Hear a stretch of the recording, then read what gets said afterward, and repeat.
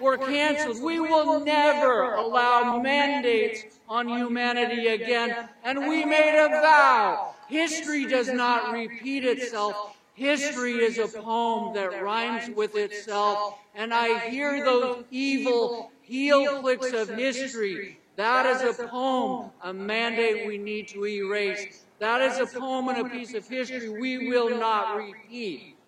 Natural immunity is the best, the broadest, the longest lasting. Take care of your body. Sleep. Don't eat the junk of the big food systems.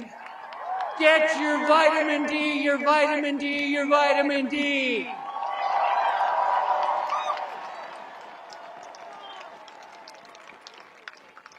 America, the pandemic is ending. You are on the right side of history, as I said. It is beautiful to be with people today that are awake and not woke. Thank you very much.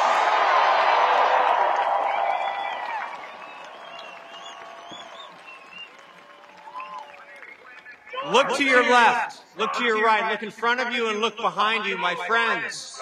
You are not alone. Last August, I challenged the University of California's vaccine mandate in federal court.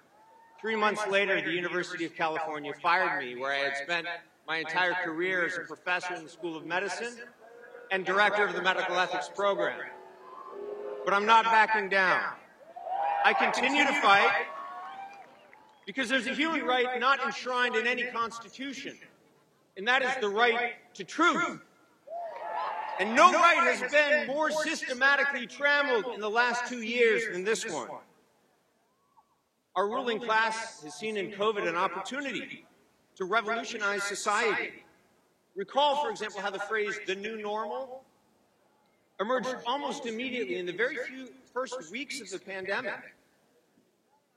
The specter of asymptomatic spread, which never had any scientific basis, turned every fellow citizen into a potential threat to my existence. It would be hard to devise a better method to destroy the fabric of society and to divide us. We can't let this happen. We're done with this. People who are afraid of everyone, who are locked down, who are isolated for months or years behind screens are easier to control.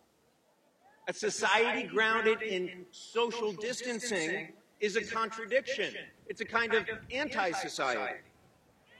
The pandemic was then used as a pretext for expanding state powers beyond all previous limits.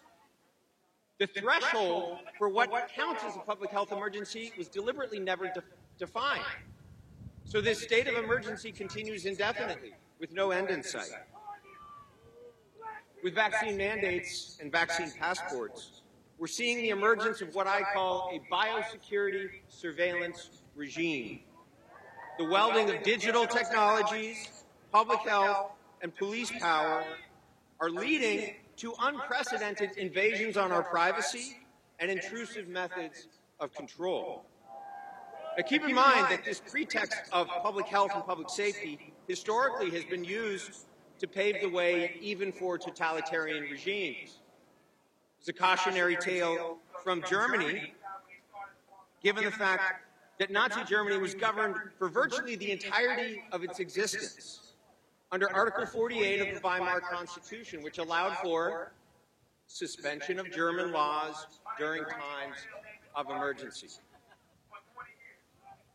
Recall also the name of the group that carried out the infamous Reign of Terror during the French Revolution. It was called the Committee on Public Safety. As the great Soviet dissident Alexander Solzhenitsyn lamented, if only we had stood together against the common threat, we could have easily defeated it. So why didn't we? We didn't love freedom enough. We hurried to submit. We submitted with pleasure. We purely and simply deserved everything that happened afterwards. We will not go down that same path, my friends. That's why we're here. We will stand together. We will resist together, peacefully and nonviolently, but with steadfast courage and without compromising, without giving another inch. God bless you all. Thank you.